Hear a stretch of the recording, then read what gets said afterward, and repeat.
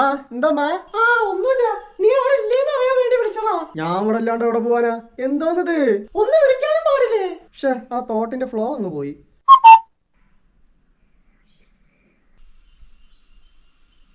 മോനെ ഡാ ഡാ. എന്താണ്? ഞാൻ ഇവിടെ ഉറങ്ങാണേ.